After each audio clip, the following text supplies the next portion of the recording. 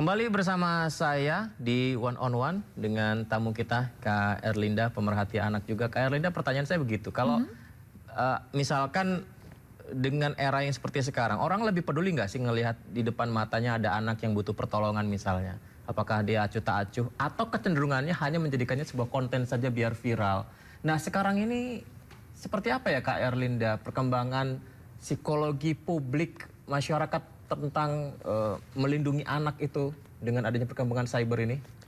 Harus kita akui bahwa kepedulian hari ini luar biasa. Oh ya? Namun sayangnya tidak kolektif. Luar biasa tidak kolektif maksudnya? Maksudnya kepeduliannya itu makin meningkat. Kita harus akui itu. Masyarakat kita hari ini dibanding 10 atau 20 tahun yang lalu, kepedulian terkait apapun ya, tidak hanya anak, tapi kelompok rentan lainnya itu sangat tinggi. Sangat tinggi dan itu nilai positif. Namun sayangnya kepedulian itu tidak kolektif, artinya tidak bersama-sama. Contoh, kita melihat bagaimana tadi yang Mas Yudi katakan kasus Tumblr ya kan. Nah, itu harusnya kan menjadi kepedulian kolektif dengan sesuatu yang positif. Atau kalau kemarin ada kejadian, mohon maaf, ada teror bom yang ada di sekolah, di masjid, ya kan. Belum lagi ada adinda kita yang dari pesantren membakar. Mereka sebenarnya banyak yang peduli, tapi satu permasalahannya, kepedulian itu tidak secara kolektif. Yang kedua, kepedulian itu bias dalam bagaimana cara peduli yang dibutuhkan. Ada pergeserankah cara peduli yang dulu dengan sekarang? Ada dong. Ada pergeseran? Harusnya, iya. Karena kan kita suka tidak suka, kalau dulu kan kita tidak punya yang namanya instrumen media sosial. Kita tidak ada instrumen namanya masyarakat siber yang tadi kategorinya kan ada berselancar di dunia maya ya, termasuk juga gawai-gawai kita kan sebenarnya siber semua ya kan, teknologi semua. Apalagi hari ini kita tahu yang namanya kecerdasan buatan. AI. Nah, kepedulian kita kalau untuk menjadi amplitudonya besar, amplifikasinya makin besar, termasuk menjadi kepedulian kolektif. Iya, ada yang namanya pengawasan-pengawasan di baik itu secara nyata maupun di dunia siber. Itu yang saya katakan, ini kita kolektif nih. Siapa saja yang, kalau misalnya, ayo dong pemerintah yang mengkolektifkan. Tolong, jangan selalu melempar anduk ke semua orang. Kenapa kita tidak berinisiatif? Ya kan? Yang hari ini kami juga selalu mengatakan, yuk kita sama-sama. Kalau ada, kita sama-sama bikin, tolong laporkan ke sini-sini. Termasuk kan hari ini bagaimana yang namanya smartphone ini terintegrasi dengan provinsi, kota, kabupaten ya, termasuk juga kita apresiasi banyak sekali aparat penegak hukum sudah yang namanya mengintegrasikan pelaporan dari masyarakat ke langsung Polsek, Polres ataupun juga ke OPD yang ada. Ini tuh udah keren. Tinggal diefektifkan aja, jangan hanya sekedar formal ya. Betul, tinggal diefektifkan, tinggal kita bangun. Kalau formalitas buat apa kan? Iya, kita bangun betul-betul kesadaran tadi. Social movement-nya yang harus kita bangun. Social movement hari ini yang memang harus ada balik lagi. Leadership-nya. Contoh, kita agak sedikit melipir nih. Bagaimana Gunung Kidul dulu dengan kekeringan, dengan segala macam. Tapi ada satu pemuda yang betul-betul totally karena hati dan karena niat baik. Dia ingin mendapatkan keberkahan dari Allah ya kan. Dia dengan modal sendiri dan dia bangkitkan yang namanya kepedulian kolektif, ya kan? Ayo bantu saya punya ini. Akhirnya hanya dalam jangka 4 sekian tahun ya, akhirnya Gunung Kidul ya menjadi contoh praktik baik bagaimana membangun daerah berdasarkan lokal. Nah, sama. Baik. Artinya hari ini kami berharap siapapun yang melihat program ini bangkitkan kepedulian kita, bangkitkan leadership kita, dan jika misalnya ada kesamaan, masuklah dalam komunitas itu. Itu saja. Kak Erlinda, kita balik lagi ke beberapa kasus tentang persoalan pelindungan anak, kekerasan yang terjadi pada anak. Tadi adalah karena komunikasi yang kurang baik antara orang tua. Salah satu yang kerap menjadi potensi adalah ketika single parents menikah dengan, saya boleh bilang begini, menikah dengan suami yang salah. Sehingga suami ini justru menjadi pelaku penyiksaan pada anak kandungnya. Meskipun tidak semua seperti itu ya, tapi beberapa catatan juga menyebutkan demikian.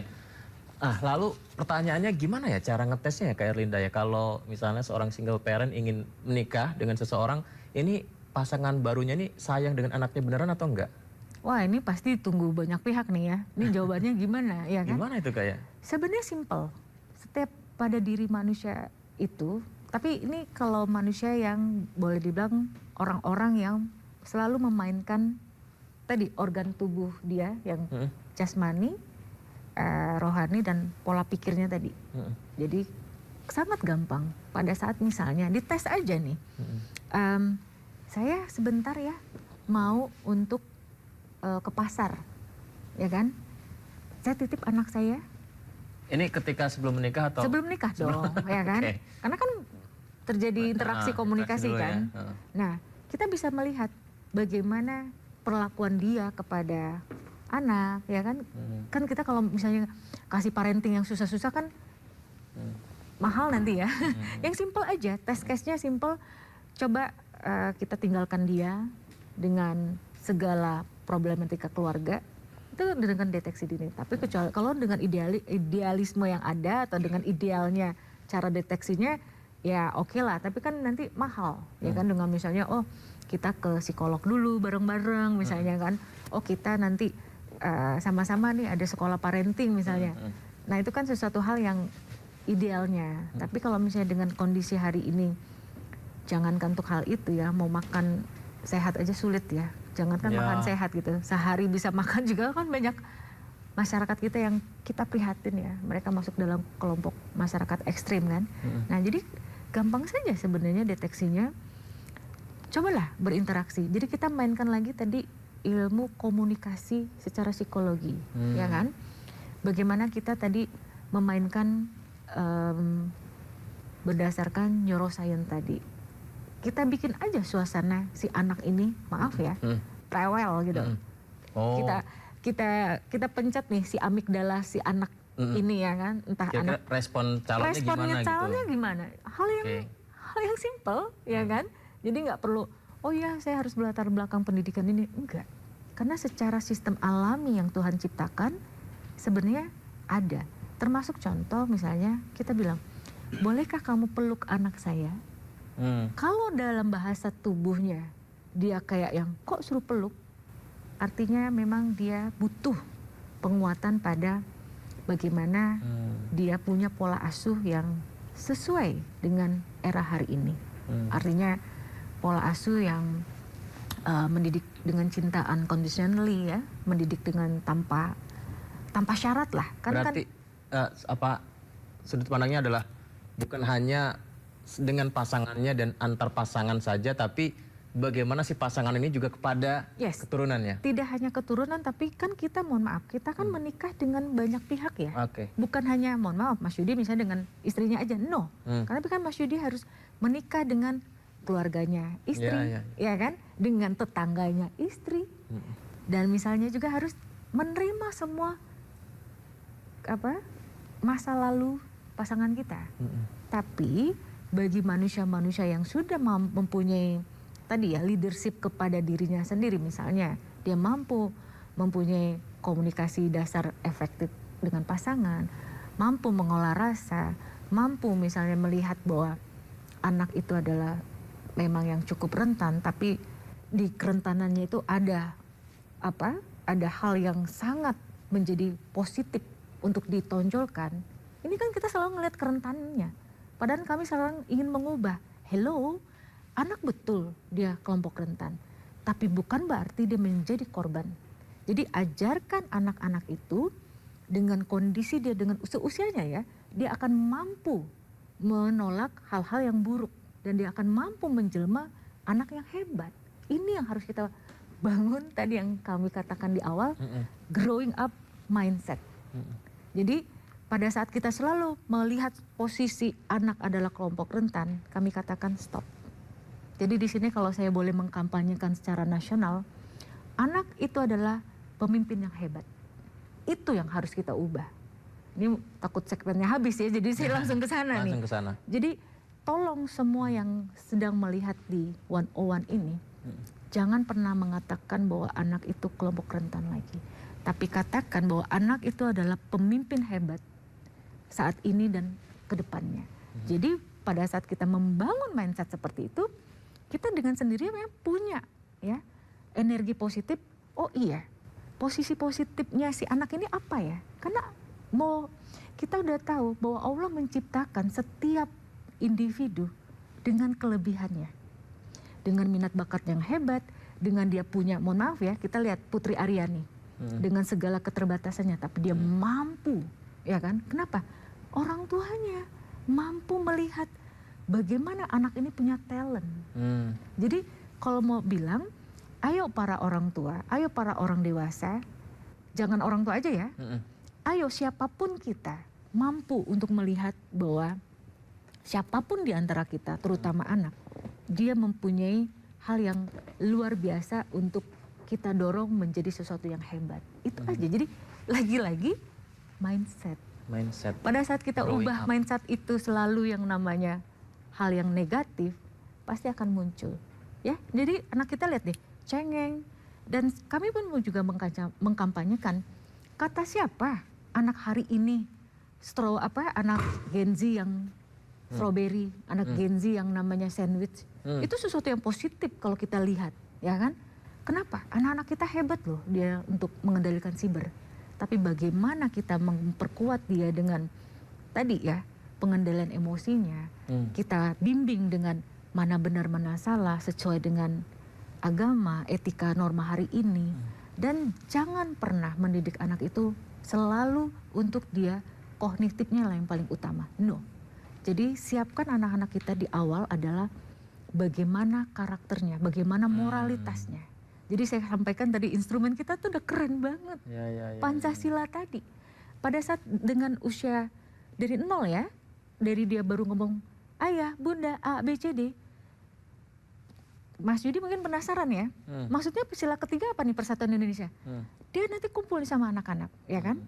Terus pada saat dia berantem, nilai-nilai persatuan itu ada. Kita bilang apa? Kamu kan berteman, bersahabat. Atau misalnya kita bilang, anak hebat, kamu kan bersaudara. Ayo dong, ini main bareng-bareng aja. Jadi nggak perlu kita bilang, wah kita harus bersatu. No.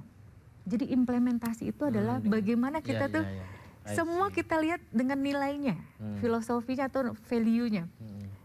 Anak hebat, kalau itu anak kecil ya, atau misalnya remaja kita. Woi guys, tahu nggak? Kalau lu semuanya nih kita bareng-bareng keren, tau nggak? Kita bikin ini. Itu dengan komunikasi. Orang tua nggak boleh kaku ya kak ya? Enggak dong. Kayak misalnya hari ini, wow kok di luar di luar Nurul, ya kan? Kita dengan bahasa-bahasa itu, akhirnya kita kan. Ngikut ya. Jadi kata yang lain, kata kunci lain, apa namanya, komunikasi. Komunikasi ini Kak Erlinda, misalnya kamu kalau dengan orang asing itu kan zaman dulu sering gitu ya, jangan gampang ngikut, jangan gampang terima, kayak gitu-gitu masih bisa nggak ya sekarang? Iya, saya juga mengakui bahwa pada waktu itu kami juga menganggap itu mungkin hal yang paling benar. Tapi kita juga harus bisa mengakui sekarang bahwa hari ini kurang efektif. Kurang efektif sekarang? Kurang efektif. Penggantinya apa Kak? Mungkin ini juga akan bisa teman-teman juga memperkuat ya. Kalau kami menganggapnya adalah kurang efektif, harusnya kalau kan kita nggak bisa kita bilang, nah kalau ketemu orang asing kabur, kan nggak bisa.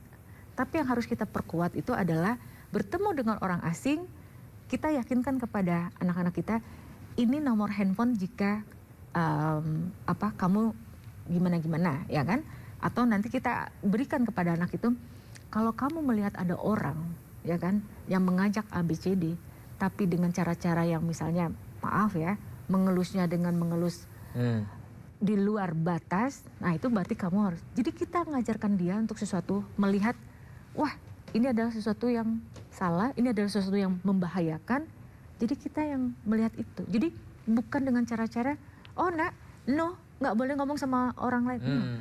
Kita perkuat dengan etika, norma, dan hal yang menjadi perisai dia untuk melindungi diri. Makin banyak tantangan jadi orang tua kayaknya. Enggak, santai. Benar, ya? Saya mengatakan pada semua orang tua yang hari ini, saya hormat, saya terima kasih kepada para orang tua yang masih mempercayai karena tapi ini nggak jualan ya.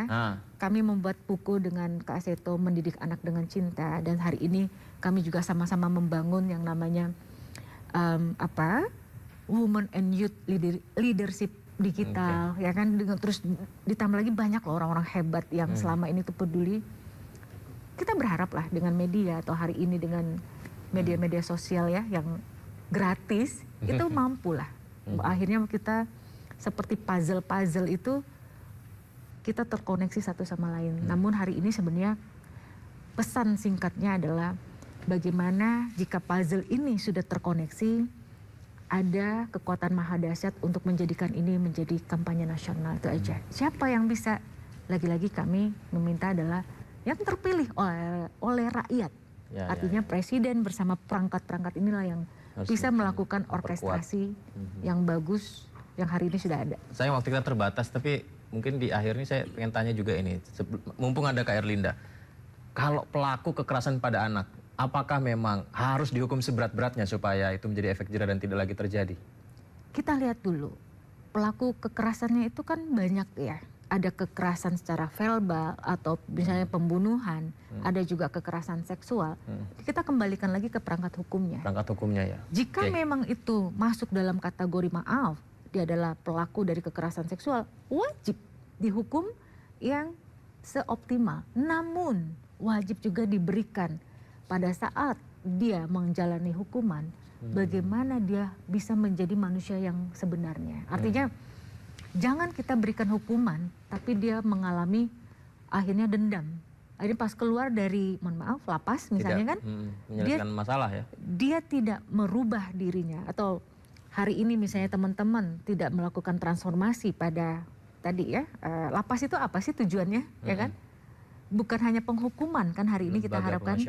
Lembaga untuk menjadikan dia bersekolah di tempat yang di sini loh, untuk kamu menjadi lebih baik. Artinya hak dia untuk bermasyarakat yang luas, sementara ini tidak seperti masyarakat lain yang tidak melakukan tindak pidana. Artinya lembaga permasyarakat ini harus menjadi ruang di mana mereka bisa bertransformasi cepat menjadi orang yang telah melakukan kesalahan untuk tidak lagi melakukan, dan ada pemaafan di situ. Jadi kita pun juga tidak boleh dendam. Mohon maaf, saya izin ya, saya ingin menyampaikan bahwa jangan pernah mengatakan bahwa orang-orang yang sudah melakukan kejahatan besar, mereka tidak bisa menjadi orang baik. Jangan. Jika itu kita menganggap dia akan menjadi orang penjahat terus. Tapi bagaimana kita membuka hati kita dengan perangkat-perangkat yang ada, misalnya kerjasama dengan pihak manapun ya, kita ajakkan dia keterampilan, bagaimana tentang agama mengajarkan hal-hal yang positif, etika norma, di lapas itu ada. Kami yakin dia akan bisa berubah menjadi orang yang baik yang kita harapkan. Yang pasti Kak Erlinda bahwa anak adalah masa depan yang wajib kita jaga ya. Termasuk kita hari ini sebarkan yang namanya energi positif. Energi positif. Karena di kiri kanan kita banyak sekali energi negatif. Seperti tadi Mas Yudi bilang kan, waduh berat nih. Itu adalah energi negatif. Itu ya? Jadi harus diubah. Wow, tantangan hari ini luar biasa keren, tapi kami mampu. Gitu. Jadi itu energi positif kita langsung. Itu alasan makanya kami undang Kak Erlinda. Terima kasih.